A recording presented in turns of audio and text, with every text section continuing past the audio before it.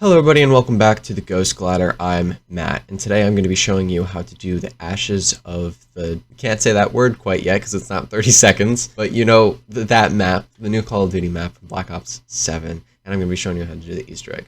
Before we get in, I would like to tell you what you should do and what you should do to prepare. First, I would play Survival a little bit so you can get a few augments for Wisp T, get at least one major and one minor, or you can get them all, doesn't matter, but just to upgrade that perk, because on its own, it kind of sucks. But even having at least one augment makes it slightly better. Then weapons you should bring in, really anything but a shotgun. Shotguns are extremely horrible in this. Believe me, you do not want to take it in. But anything else, I brought in an AR, really anything you are most comfortable with as long as it's not a shot. And then on top of that, bring in any gobblegums you feel comfortable taking in. I would take in either Ether Shroud or Healing Aura. I would recommend taking in multiple teammates. If you do it solo, good luck. It is doable, but it is one of the hardest. If you do have multiple people, if there's 2 of you, I would both take in Ether Shroud. If there's 3 of you, 2 Ether Shroud, 1 Healing Aura. And if there's 4 of you, 2 and 2. Equipment I would bring in for grenades, I would take in a Semtex, Combat Axe, or a Molotov. If there are 4 people, 1 Combat Axe, 1 Molotov, and 2 Semtexes. And then for your tacticals, I would take in stuns because there's a step where you need 4 stuns. And then for your operators, I would recommend taking in one of the 8 operators from the Zombies crew for a better storyline, but alas, you can take in any operator you want. Alright, officially starting the game, the first thing you want to do is activate Pack-a-Punch. There are going to be instructions following you to a room in Janus Plaza that makes you collect TED. Collect TED, start the truck, and go to one of the 3 generators. You have to activate all 3 generators before you really do anything. And I would honestly go in through the right side, which leads you to Blackwater. So once you're in Blackwater, there's a generator. You have to destroy all the spores, go inside the building, and flip the switch. There's also a spore jar in the kitchen. I would suggest collecting that now since you're there. Once the generator and collect the spores, then you have to go to Ashwood, and there's going to be a generator with spores on it there, and then flip the switch. In the garage, you will be able to put Tessie in the kind of like pad, and there's a workbench to your right, and you should be able to insert the Pack-a-Punch machine. Then what I would do is I would go to the other way and go to farm before you really do anything. There is a horse right here, and that's where you will insert the spores. You'll come back to that in a later round. But now there's going to be another generator with spores on it. Destroy the spores, go inside the barn, and flip the switch. All the powers are now on. Okay, so now there are 2 steps that you can do. There's 1, the serum step, or 2, the Necrofluid step. You need the Necrofluid, also known as the wonder weapon of the map, to do one of the serum steps, but while you wait to get to that round to do the gauntlet, you can get other parts. So I'm going to tell you how to get those parts, or at least the parts that you need to, before you can get the Necrofluid Gauntlet. But be wary of what round you're on, because on round 8 is when you have to start the wonder weapon Easter egg. Okay, so there are multiple spawns. I already told you how to get the spores. Now what you want to do is on your first Ravager round is activate one of the sound spinning traps. You can find them in farm, in the 115 exit diner, in Ashwood. This is what the trap looks like. When you do it, a Ravager will literally walk right inside the trap, and once killed, it will drop a pair of eyes. Pick it up. Next thing you need is the Abomination Carcass. What you're going to do is you're going to go to the 115 diner and kill zombies inside of the diner.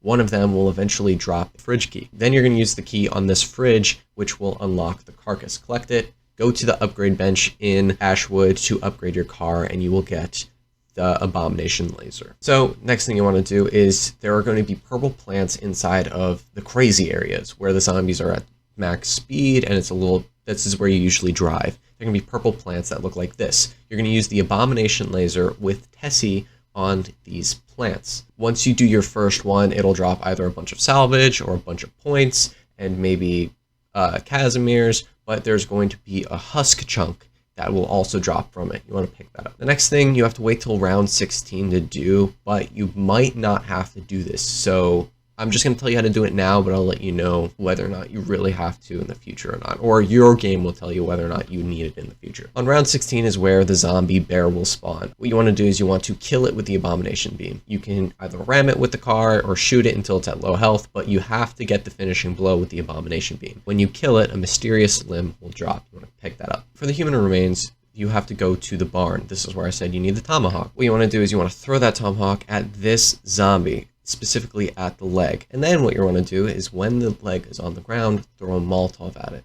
What it should do is turn the leg into a bone, and you can pick that up, and now you have the human remains. Alright, now you 100% need the Necrofluid Gauntlet. On round 8 in the Janus Plaza, an Uber Klaus will spawn. Kill both forms of it and collect the chip. Then go to Ashwood's in the sheriff's office, insert the chip here, and throw 4 stun grenades at Klaus. Now head over to the Cosmodrome. Activate Klaus right in front of this box, and you'll stomp on it. Interact with the box. Then there will be a red circle on the floor, and you want to stand there until the bar is finished. Then collect the container and go to Ashwood and insert the container in the Ashwood generator. Once the bar is filled, quickly take it to the Blackwater generator and do the exact same step. Then once that's filled, quickly move to the farm generator and again, repeat that step. Then what you want to do is quickly take it to the box in the basement of the barn in farm. Then what you want to do is use the jump pad from Janus Plaza to farm or vice versa. And on the roof of the farm building, the silo right here, and the barn, there will be 3 symbols. You want to remember those symbols. Then in the box underneath barn, you want to insert those symbols and then interact with the eye once you have all 3 symbols correct. You should be able to pick up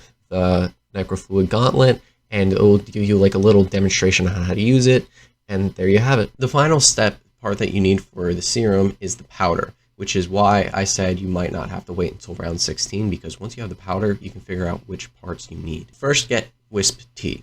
Then go to Ashwood, and inside this building is going to be a mirror that, if you're close enough to it, it'll take damage.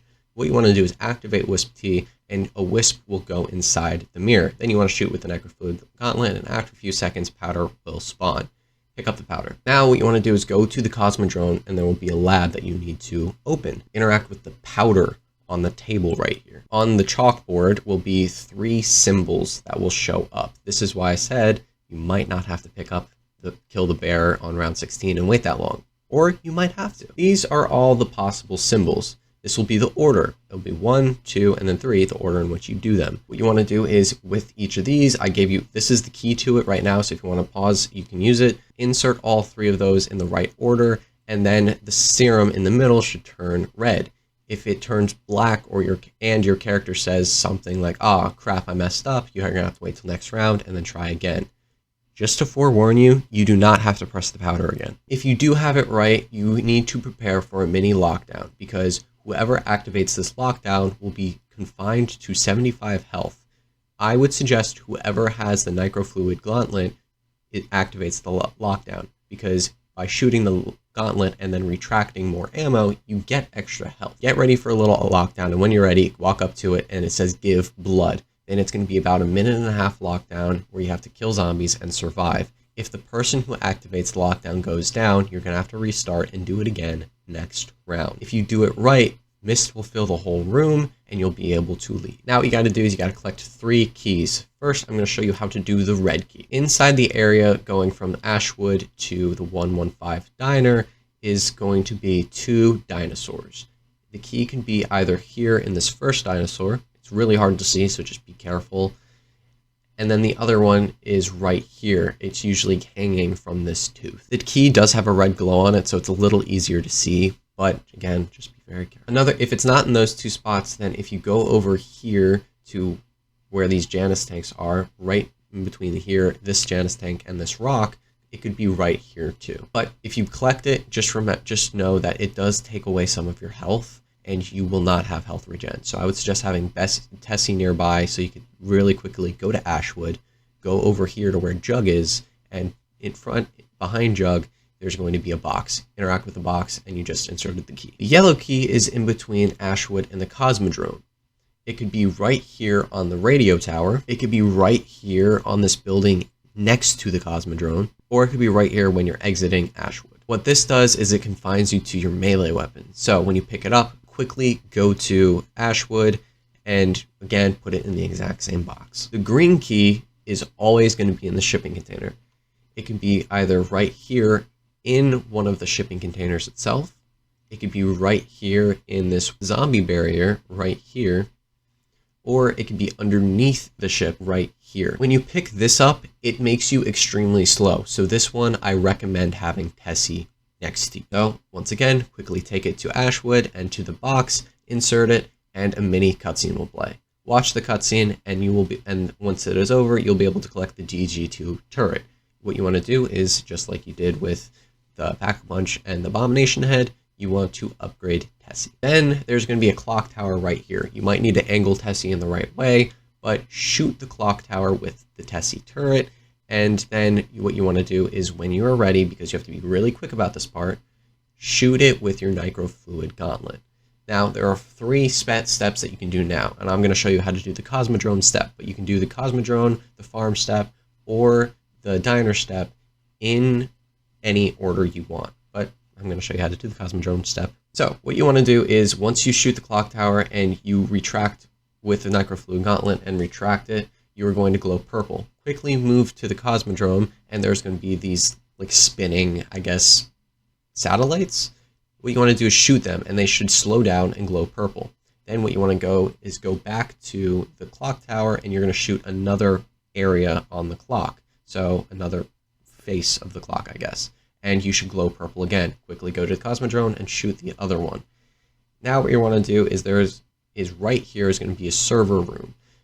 Right here is going to be what your code is. It should be flashing a bunch of symbols, which is either squares, or a square with a plus, or a dot in it, or an arrow, or a half square. It's going to be something like that. This is what is going to show up on your screen. Really, all you have to do is wait for one of the things to flash, and you'll know which word it is, because there's a set per word. So just let you know that now. Once you figure out what your word is, then over here is going to be numbers flashing. Here is another set. So if your word was rocket, it'd be 17, 14, 02, 10, 04, 19. But this is the full code. So rocket, engine, launch, weapon. So on the screen, there's going to be a red dot. You're going to shoot that red dot to lock in that number, but you have to be fast because they flash really quickly. So shoot the number until you have your full rocket or word in code form. If you did get it right, then the wisps will go away and the rocket will launch. And that step is now complete. For the diner step, this is a lot harder, and the more people you have, the quicker you can get this done. So again, you want to shoot the clock in Ashwood. If it's the same round as you did the last one, or if this is the first one you're doing, what you want to do is make sure that there's lightning striking in at the diner. If there is, you want to go to Ashwood, make sure you can still shoot the tower. If not, then you're going to have to shoot it again with the DG2, but shoot it with Necrofluid. Once you're glowing purple, quickly go to the diner, and there's going to be a clock right here. Make sure you have melee macchiato for this part. There are going to be 3 zombies you need to awaken and take to one of these frozen lightning strikes. The more people you have, the faster it can be done. The first one is the trucker. What you want to do is you want to use Tessie and its Abomination laser to open up this truck. What you want to do is boost and use the laser at the exact same time, and a wisp will go inside the zombie. Whatever the zombie's color is glowing, you want to take it to that respected lightning color. And once you walk it inside of that lightning, it should freeze in time. The next one is the mechanic. You want to open up the garage and you want to activate Klaus. You want to stomp Klaus right here next to the zombie. Once he's done, the spirit should go inside of that zombie, and once again, whatever color that zombie is glowing, you want to take it to its respected light. The final one is the waitress. What you want to do is use melee macchiato punch on this cash register, and the soul should go into that zombie.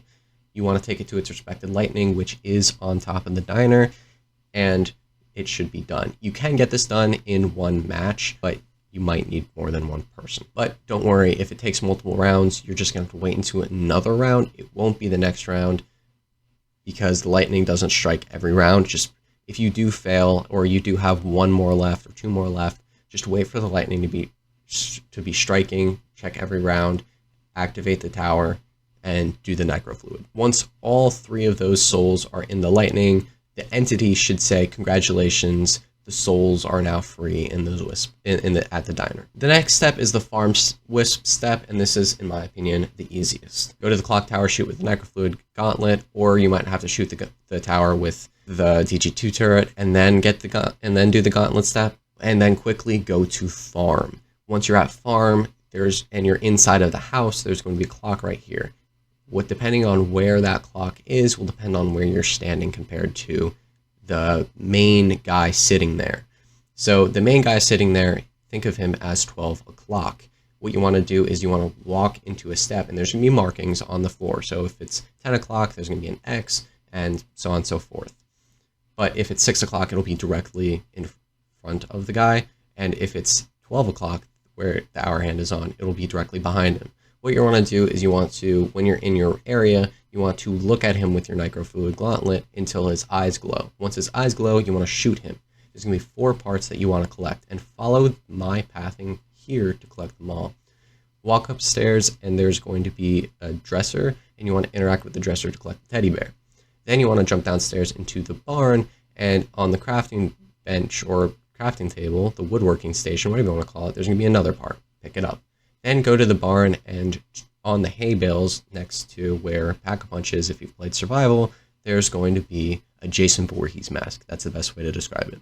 Then if you go to the basement where you got the Necrofluid Gauntlet, there's going to be a bathtub. Walk over there and pick it up. Then what you want to do is, if you go outside, there's going to be 4 runes that have spawned, and you want to place all 4 of those items on each of those runes. Then interact with one of those items again, and you will start a lockdown where you need to protect all of those runes. It should only last about a minute.